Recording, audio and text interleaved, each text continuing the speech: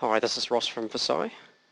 In this video tutorial we're going to be touching on the Extension Activity Report within Capacity Manager. This view is a customer view, of course, so if you're a VSI business partner you'll need to select the customer first before getting into Capacity Manager. So Capacity Manager reports Extension Activity. Now, you notice the name of this report is Extension Activity. We've done that deliberately. That's kind of an Avaya term, and it lines up with a load of different resources. So an extension may be an announcement, it may be a station, or it may be an agent. So the report's covering a broad range of resources. This report works in particularly well with the capacity license report. So in particular, if you're looking at your licenses and you're seeing, for example, that your stations are pretty close to being exhausted, they might be 97, 98, 100% consumed. That license is based on administered stations. So of course the challenge for administrators is, I've got a bunch of stations that are administered, but are they really in use? The people that use them may have left the company. Our HR people don't tell us when people leave. That's a very common situation. Well, this report's absolutely fantastic for dealing with that type of situation. So this report's built now, so I ran it for the month of November there. So what it's going to give us is any activity that VSM has picked up during that reporting period. The easiest way to deal with this is to export to CSV. So I select Export to CSV up in the corner here. That report has now been delivered to my local workstation as a CSV, and CSVs open up in Excel. If I select all of the fields here and then go Format, Auto Fit Column Width, I get to see all of the text that's displayed in this report. And you can see already there's some dates and times against various fields. So what we've done here is endeavoured to track any indications that these extensions are in use, so any sort of activity. So we track things like the last administrative change that's picked up from Change Manager. Last time a station was registered, because IP phones of course register or deregister, that can indicate activity. For agents, the last time they logged in and logged out of the call centre. For announcements, we look at the last time they were played. There's a good sign of activity. For all items, we look at the last CDR record.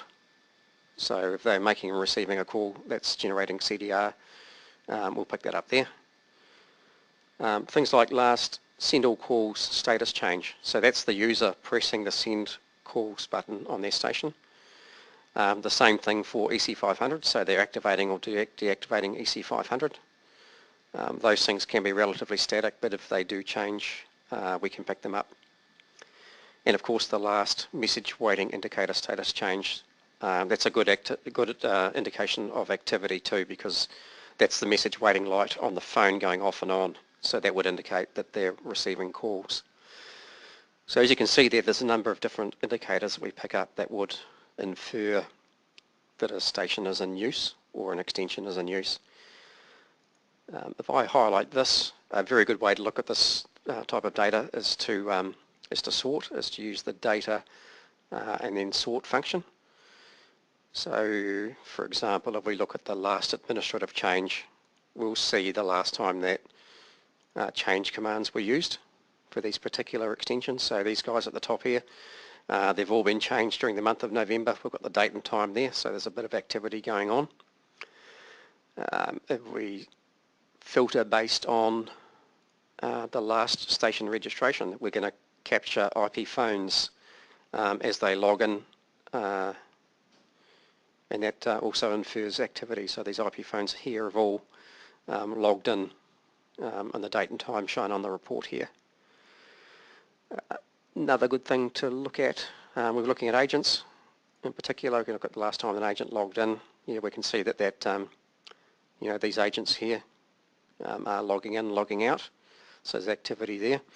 I guess not so much concerned with agents because this is not a licensed feature. That becomes a concurrent license, but still of interest if you want to keep your system clean and tidy from an administration point of view.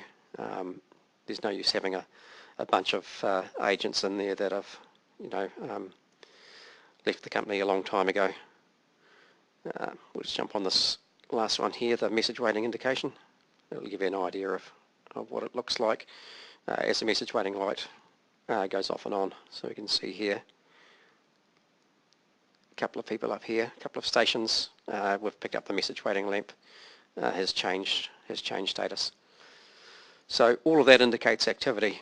What we'll be looking at in this report and using usual Excel skills around filtering and sorting, we can pretty quickly put together a list of potential configuration items that are redundant and can be removed. So things like agents, it's good housekeeping. Things like stations has a direct impact on the cost of licenses.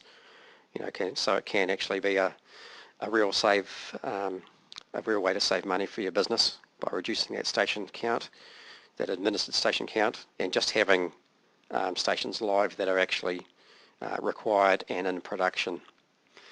That can save you the need to purchase additional licenses, or in fact, if you can cut a huge number of stations out, and we have seen in the region of 25 to 30%, believe it or not, reductions, that can even reduce your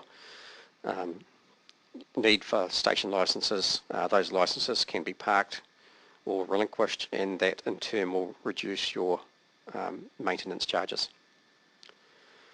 So I hope you found this video useful. Any feedback, comments, ideas for functionality, new reports, we welcome your feedback. Just drop an email to support@vsi.com. Cheers.